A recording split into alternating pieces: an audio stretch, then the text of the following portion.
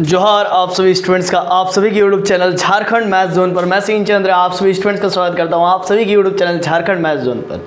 तो प्यारे बच्चों स्टार्ट करते हैं लेक्चर नंबर 18 को। ठीक है, theory of real function semester 3 के बच्चों के लिए चल रहा है ना। पेपर नंबर 5 चल रहा है, ऑल यूनिवर्सिटीज़ के लिए चल रहा है, चाहे आप BBM के से हो, चाहे आप BBU से हो, चाहे आप BHU से हो, चाहे आप SKMU से हो, चाहे आप दिल्ली यूनिवर्सिटी से हो, आप कोई भी यूनिवर्सिटी से क्यों ना बिलोंग करते हो, आपके लिए ये वीडियो लेक्चर सेशन बहुत ही खास होने वाला है, बहुत ही यूजफुल होने वाला है। ठीक है, और मैं बता दूं कि BSc मैथमेटिक्स ऑनर्स के लिए चल रहा है, साथ ही साथ BTech वालों के लिए चल रहा है, साथ ही साथ BE वालों के लिए चल रहा है। तो चलिए स्टार्ट करते हैं सेशन को। ठीक है, हम लोग स्टार्ट करते हैं लेक्चर नंबर 18 को। इसमें कोर 3 मैं बताऊंगा, कोरोलरी 3, यानी कि आपको मैंने 1.7 थ्योरम पढ़ाया था, उस 1.7 थ्योरम का ये कोरोलरी पार्ट है। मतलब कोरोलरी क्या होता है? A result which is direct derived from the theorem, मतलब वैसा रिजल्ट जो कि डायरेक्ट डिराइव्ड होता है, निकलता है किसी थ्योरम से, तो उसको हम लोग कोरोलरी कहते हैं उसका।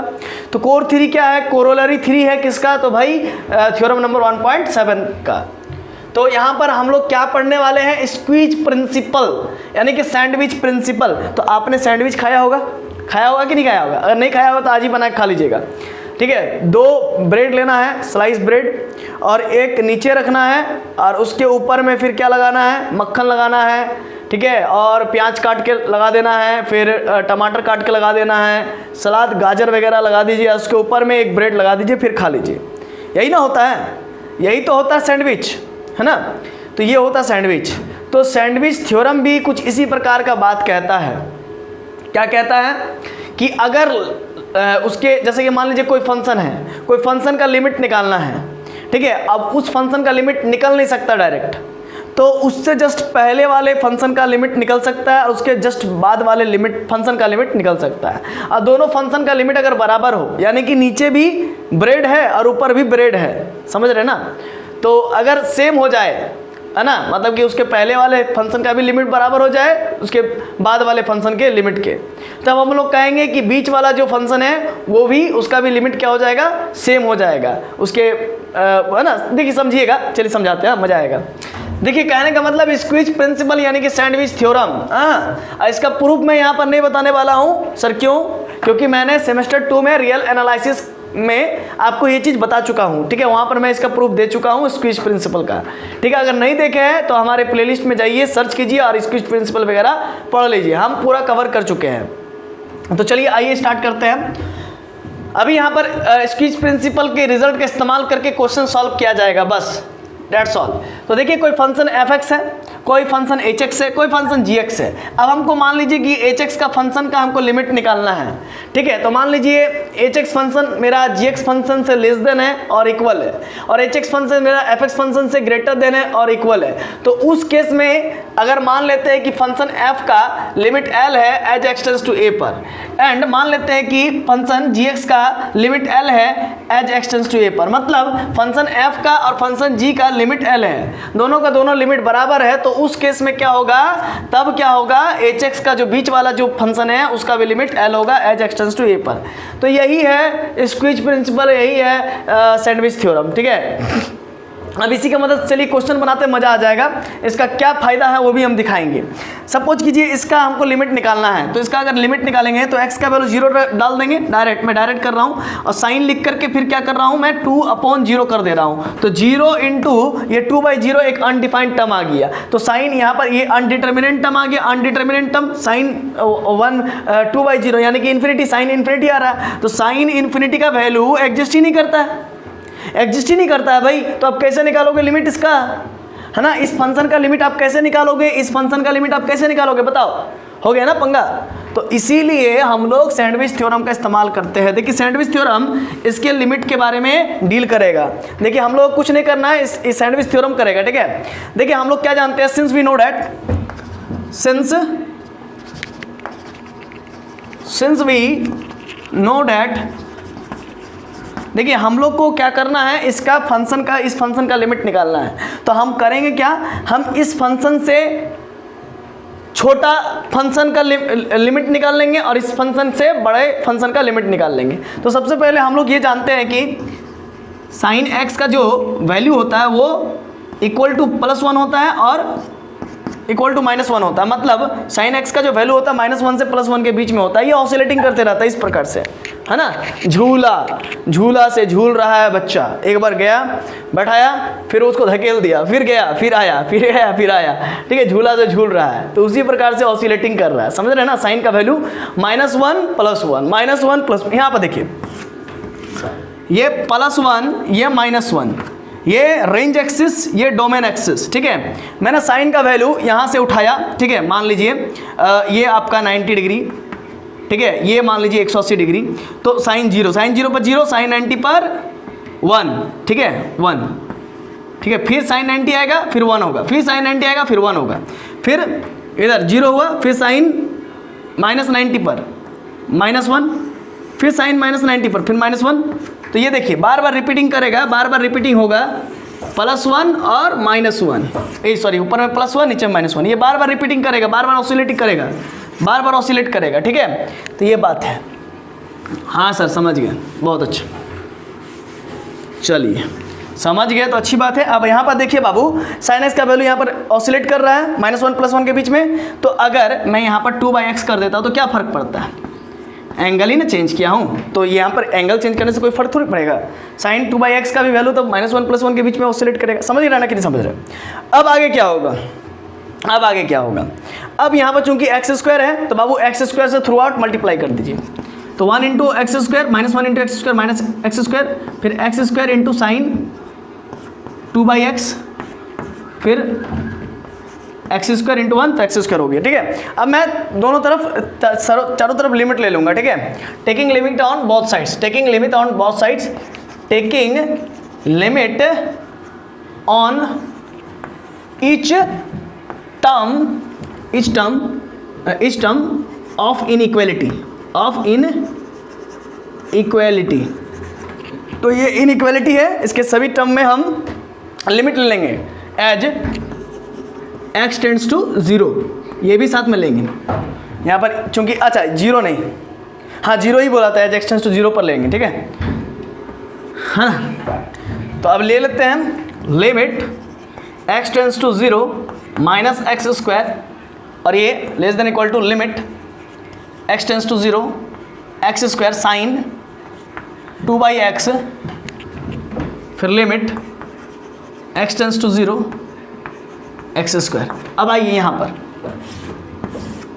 देखिए -x², माइनस तो बाहर आ जाएगा, और x² का जगह पे 0 रखेंगे तो 0 हो जाएगा, तो -0, और -0 कोई वैल्यू मतलब नहीं होता है ना, उसका मतलब 0 ही होता है। अब इसका वैल्यू तो हमको मालूम नहीं है, इसका तो लिमिट नहीं निकाल सकते, तो इसको ऐसे रखेंगे एज इट इज़, यहाँ पर लिख लेंगे x² साइन 2/x, और लेस देन इक्वल टू, यहाँ पर भी 0 हो जाएगा, क्योंकि x² में जब 0 रखेंगे तो भी 0 हो जाएगा, ठीक है। आप देख सकते हैं ये -0 का +0 हो जाएगा, क्योंकि -0 कोई मतलब नहीं, -0 या +0 बोलिए, बात तो सेम ही है। x² साइन 2/x, आप देख सकते हैं इधर वाला और इधर वाला दोनों का दोनों बराबर है, इसी वजह से इस फंक्शन का भी लिमिट तब 0 हो जाएगा। क्यों? क्योंकि यही तो सैंडविच थ्योरम कहता है कि अगर इधर वाला फंक्शन का लिमिट सेम है तो बीच वाला का भी लिमिट सेम हो जाएगा। तो देयरफॉर बाय सैंडविच लिख लीजिएगा, by sandwich theorem we have limit of x² sine 2/x as x tends to 0 equal to क्या हो जाएगा, तब 0 हो जाएगा। तो देखिए जो अनडिटरमिनेंट फंक्शन था उसका भी हमने लिमिट निकाल दिया by the help of sandwich theorem. कितने इजी से हम लोग निकाल दिए। तो यही फायदा है सैंडविच थ्योरम का। चलिए सबसे पहले आप उतार लीजिए, आशा है उतार लिए होंगे। अब मैं इसको इरेज करता हूँ और सेकंड क्वेश्चन बनाऊंगा और थर्ड क्वेश्चन बनाऊंगा।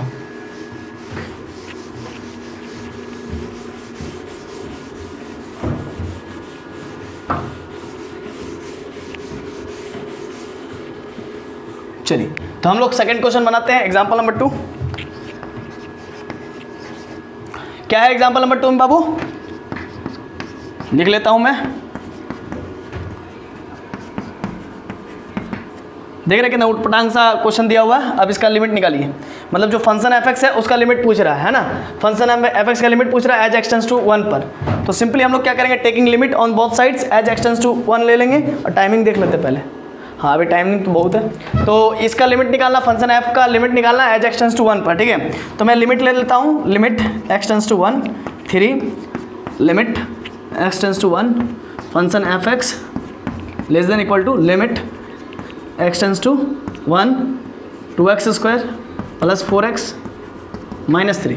हम क्या करते हैं, यहाँ पर तो 3 ही रहेगा क्योंकि कांस्टेंट है, यहाँ पर तो निकालना है। यहाँ पर क्या हो जाएगा, x का वैल्यू 1 रखेंगे तो 2 इंटू 1 का स्क्वायर अब प्लस 4 इंटू 1 माइनस का 3। अब क्या होगा, x tends to 1 function F X 2 plus 4, 4 और 2 6, 6 में 3 गया तो 3। देख सकते हैं इधर वाला भी और इधर वाला भी वैल्यू बराबर है, इसीलिए इसका भी वैल्यू, इस फंक्शन एफ एक्स का वैल्यू भी 1 हो जाएगा। तो देयरफॉर यहाँ पर लिख देता हूँ, therefore by the sandwich theorem, ठीक है, वी हैव है ना limit of F X as X tends to 1 equal to क्या हो जाएगा 3 हो जाएगा। तब इसका भी वैल्यू 3 हो जाएगा, समझ गए। चलिए अब मैं क्वेश्चन नंबर 3 करता हूँ, एग्जाम्पल नंबर 3 करता हूँ। इसको मैं इरेज करता हूँ, पहले स्क्रीनशॉट ले लीजिए।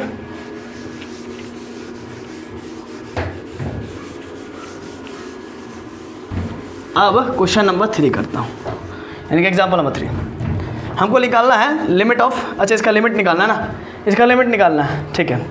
तो यहाँ पर लिखते हैं सॉल्यूशन, यहाँ पर लिखेंगे सिंस हम लोग जानते हैं कि we know that, since we know that, आप लिख लीजिएगा सिंस वी नो डेट, है ना। मैं एक काम कर देता हूँ, सिंस वी नो डेट, ठीक है। क्या होता है बाबू, कॉस एक्स का वैल्यू -1 से +1 के बीच में होता है, तो इसी वजह से cos 1/x² का ही वैल्यू +1 के इक्वल होगा और -1 के इक्वल होगा।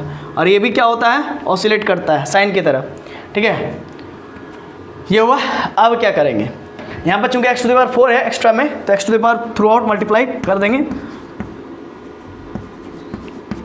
x⁴ cos 1/x², 1 into x⁴, ठीक है। अब यहाँ पर लिमिट ले लेंगे, taking limit on both side, लिख लीजिएगा taking limit on both side as x tends to 0, ये लिख लीजिएगा, ठीक है। x टेंड्स टू 0, माइनस तो बाहर हो जाएगा, x⁴ यहाँ पर भी लिख लेंगे limit x tends to 0 x⁴ cos 1/x², limit x tends to 0 1 into x⁴ मतलब ओनली x⁴। अब क्या होगा, दिस सिंपलाइज डेट, माइनस का तो बाहर है और x की जगह पर 0 रखेंगे तो 0 का पावर 4 0 ही होता है। और यहाँ पर क्या होगा, लिमिट x टेंड्स टू 0, यहाँ पर हो जाएगा x⁴ cos 1/x² less than equal to, और x का वैल्यू 0 रखेंगे तो 0⁴ यानी कि 0 ही होगा। अब ये क्या हो जाएगा, -0 मतलब 0 ही होता है ना। Limit x tends to 0 x⁴ cos 1/x² less than equal to 0। आप देख सकते हैं इधर वाला और इधर वाला वैल्यू बराबर है, इसी वजह से therefore by the sandwich theorem we have, है ना, वी हैव क्या होगा, limit of x⁴ cos 1/x² equal to 0 होगा एज x टेंड्स टू 0। यही प्रूफ करना था, प्रूफ हो गया, मतलब ये निकालना था तो ये प्रूफ हो गया, मतलब इसका फंक्शन, इस फंक्शन का वैल्यू, इस फंक्शन का लिमिट निकालना था, हमने निकाल दिया बाय द सैंडविच थ्योरम। चलिए देखते हैं, समय होगा तो और भी बता देते हैं क्वेश्चंस। हाँ 14 मिनट तो हुआ ही है, चलिए और क्वेश्चंस बताते हैं। चलिए अब इस पूरे को मिटा देता हूँ, ठीक है।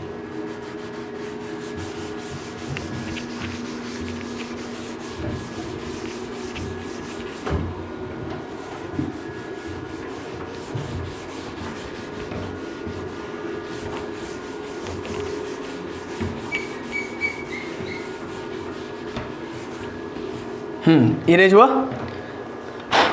अब हम लोग एक और क्वेश्चन लेते हैं। हाँ चलिए एग्जाम्पल नंबर 1 यहाँ से स्टार्ट करते हैं। एग्जाम्पल नंबर, हालांकि 3 तक तो बनाए थे, चलिए इसको ही एग्जाम्पल नंबर 1 कहते हैं, क्या दिक्कत है, नहीं तो एग्जाम्पल नंबर 4 हो गया। चलिए proof that limit of x⁴ as x tends to 0 equal to 0। ये प्रूफ करना है ना, where x is greater than 0, इतना दिया हुआ आपके क्वेश्चन में, ठीक है ना, आपके बुक में। लेकिन इसमें और भी बहुत कुछ जानना पड़ेगा, ठीक है ना। आइए समझाते हैं सॉल्यूशन में, लेट कर लेंगे, इसको इस प्रिंसिपल से ही सॉल्व करेंगे। लेट कर लेंगे f x equal to x to the power 3/2, let कर लिया, ठीक है। फॉर यहाँ पर लिख लेंगे for x is greater than 0 के लिए, ठीक है। और एक बात क्या है, सिंस द इनइक्वालिटी, एक इनइक्वालिटी से आपको परिचित मैं करवाता हूँ। सिंस द इनइक्वालिटी, हाँ, एक इनइक्वालिटी आपको जानना जरूरी है कि x से बड़ा x का पावर हाफ होता है, मैं बताऊंगा, अभी चिंता मत कीजिए, और लेस देन 1 होता है, ठीक है ना। ये कब होता है, ये कब होता है, होल्ड फॉर 0 से बड़ा, x 0 से बड़ा होगा और लेस देन 1 होगा। ये मैं समझाता हूँ, ये बहुत ही इंपॉर्टेंट है बाबू, ठीक है। आइए देखिए क्या है, इसको सॉल्व करने के लिए, मतलब इसका वैल्यू 0 प्रूफ करने के लिए, इस फंक्शन का लिमिट 0 प्रूफ करने के लिए मुझे एक इनइक्वालिटी से आपको रूबरू करवाना पड़ेगा। सिंस द इनइक्वालिटी क्या होता है, एक इनइक्वालिटी क्या होता है, x to the power half is less than 1 and x is greater than 1। आप कहिएगा सर, आप ले लीजिए एग्जांपल, ले लीजिए 1 ले लीजिए, ये तो 1 ही हुआ सर, ये तो 1 ही हुआ, ये तो सेटिस्फाइड नहीं कर रहा, 1 से बड़ा हो गया, 1 से छोटा हो गया, ये कैसे हो गया, आप कहिएगा, ठीक है। मैं बोलूँगा रुको बाबू, रुको सबर करो, देखो इसको देखो, अब फिर इसको देखो, ये कहता है x लेस देन 1 होगा, x अगर 0 से बड़ा होगा तभी ई सेटिस्फाई करेगा, x का वैल्यू अगर 1 से छोटा लेगा, 0 से बड़ा लेगा तभी होगा, समझा। तो x का वैल्यू 0 से बड़ा, आप ऐसा मत ले लीजिएगा 2 ले लीजिएगा, तो हम बोलेंगे 2 तो 1 से छोटा नहीं ना है, 2 तो 1 से बड़ा है ना। या फिर आप बोलिएगा कि 1 से बड़ा, मतलब x का वैल्यू 0 से बड़ा, तो सर 1 ले लेते हैं, तो 1 तो 1 से छोटा नहीं ना है। इसका मतलब आपको इसको देखना है पहले, है ना, और फिर इसको देखना है। ये चीज़ आपके बुक में नहीं दिया हुआ था, इसको यहाँ पर सिर्फ दे दिया कि x इज ग्रेटर देन 0, और ई तो देवे नहीं किया था, इसको मैं बता दे रहा हूँ, ठीक है। ये होता है कि x का वैल्यू 1 से छोटा और x का वैल्यू 0 से बड़ा होता है, तभी ये चीज़ होता है। एग्जांपल लेकर दिखाता हूँ, ठीक है। x का वैल्यू 0 से बड़ा हाफ और 1 से छोटा भी होता है, ये सूटेबल है, ठीक है। मैं काम करता हूँ, यहाँ पर 1/2 ले लेता हूँ और यहाँ पर 1/2 का हाफ ले लेता हूँ, ठीक है, हाफ ले लेता हूँ, ठीक। अब यहाँ पर 1/2, ये 1/√2, ठीक है, क्लियर है कॉन्सेप्ट। अब करना क्या है, ये हाफ का वैल्यू होता है 0.5, ठीक है। ये 1/1.41414 समथिंग होता है, ठीक है। अब ये 0.5 हुआ, गिरा। इसको जब आप डिवाइड दीजिएगा, इसको आप डिवाइड कीजिएगा तो ऊपर में क्या आएगा, बोलो तो बाबू, 1 0 0 0 0, ये पॉइंट हटाने के लिए, और नीचे में 1414 समथिंग चलते रहेगा, ठीक है, लेस देन 1। तो ये 0.5 हुआ, ठीक है। जब इसको डिवाइड देंगे तब क्या आ जाएगा, है ना, क्या आएगा, इसको डिवाइड करना पड़ेगा। देखिए 0 0 समथिंग है, ठीक है। तो ये समथिंग आपका आएगा 0 पॉइंट, अब जितना 0 रहेगा, जैसे कि यहाँ पर 1 2 3 0 है, ठीक है ना, 0.14 है ना, 14 डॉट ऐसे रहेगा, ठीक है ना, है ना, इस प्रकार से रहेगा, यही ना होता है √2 का वैल्यू। तो इसके मदद से ये हो जाएगा कि जब डिवाइड देंगे तो 0.1414 ये चलेगा, और आप देख सकते हैं यहाँ पर 0.5 है, 0.5 से बड़ा 0.14 होता है, समझ गए ना। तो ये यहाँ पर हो रहा है, ठीक है। इसी प्रकार से आप और भी बहुत सारे एग्जांपल्स ले सकते हो, ठीक है, इसके और इसके बीच में, इसमें इसके और इसके बीच का, ठीक है, क्लियर है। आप कैलकुलेटर से करके देखना ना बाबू, ये ग्रेटर ही आएगा, ठीक है ना, कन्फर्म है। डिवाइड वगैरह अभी बहुत टाइम लग जाएगा, ठीक है। चलिए मैं तो आपको एक जस्ट समझा दिया। तो ये इनइक्वालिटी इसके लिए होल्ड करता है, ठीक है, क्लियर हो गया कंसेप्ट। हाँ, अब यहाँ पर क्या है, देखो तो वो x का 3/2 है, तो मैं एक काम करता हूँ, थ्रू आउट x मल्टीप्लाई कर देता हूँ। इससे क्या फ़ायदा होगा, फ़ायदा होगा, ये x² बन जाएगा, और ये हाफ और एक पावर में तो जुट करके 3/2 हो जाएगा, और ये ऐसा हो गया, ठीक है। अब मैं थ्रू आउट क्या ले लेता हूँ, लिमिट ले लेता हूँ, ठीक है, लिमिट ले लेता हूँ, लिख लीजिएगा, taking limit on each terms, है ना, taking limit on each term as x tends to 0, लिख लीजिएगा, ठीक है। तो मैं ले लेता हूँ limit x tends to 0 x², limit x tends to 1 minute, हाँ ठीक है, 1 मिनट रुकिए। हाँ, तो एक और बात आपको मालूम होना चाहिए, सेमेस्टर 2 में आपने पढ़ा था, सेमेस्टर 2 में आपने पढ़ा था, जब कभी भी लिमिट लेते हैं तो उसमें इक्वलिटी लग जाता है, चाहे वो इनइक्वालिटी में सिर्फ लेस देन क्यों ना हो और सिर्फ ग्रेटर देन क्यों ना हो, जब भी कभी हम लोग लिमिट लेते हैं तो उस केस में इक्वालिटी लग जाता है। ये चीज़ आपने सेमेस्टर 2 में रियल एनालिसिस में पढ़ा था, ठीक है, आपको याद ही होगा, और नहीं याद होगा तो फिर मैं आपको याद करा देता हूँ। तो यहाँ पर मैंने लिमिट लिया इसीलिए यहाँ पर इक्वल हो जाएगा, है ना, और इसमें भी इक्वल हो जाएगा, x टेंड्स टू 0, x के पावर यहाँ पर 3/2 इक्वल हो जाता है, ठीक है ना, इक्वलिटी हो जाता है। जब कहीं भी लिमिट लेते तो इक्वल हो जाता है, इनइक्वलिटी में इक्वल टू भी आ जाता है, और यहाँ पर x हो जाएगा, ठीक। अब यहाँ पर x के वैल्यू 0 रहेंगे, तो यहाँ पर नहीं लेना, तो यहाँ पर तो प्रूफ ही करना है ना, इस x के बाद 3/2 को fx माने हुए, यहाँ पर 0 लेंगे तो ये भी 0 हो जाएगा। तो आप देख सकते हैं इधर वाला भी 0, इधर वाला भी 0, है ना। ये तो मैं डायरेक्ट भी कर सकता हूँ कि एक का वैल्यू 0 रख दिया तो यहाँ 0 आ गया, लेकिन वैसा नहीं करना था, स्क्विज प्रिंसिपल से यानी कि सैंडविच प्रिंसिपल से ही करना था। तो दिस इम्प्लाइज डेट यहाँ पर लिख देंगे, दिस इम्प्लाइज डेट, है ना, बाय द सैंडविच प्रिंसिपल, है ना, limit of fx as x tends to 0 equal to 0, ठीक है ना, इक्वल टू क्या हो जाएगा, 0 हो जाएगा। क्यों? क्योंकि इसका और इसका 0 हुआ, इसीलिए इसका भी 0 हो जाएगा, ठीक है। आशा है कि ये चीज़ समझ में आ गया होगा। एक बार टाइमिंग देख लेता हूँ मैं, है ना, 22 मिनट हो गया है। तो चलिए मिलते हैं नेक्स्ट वीडियो लेक्चर नंबर 19 में, तब तक के लिए खुश रहिए, आबाद रहिए, पढ़ते रहिए, धन्यवाद, जोहार।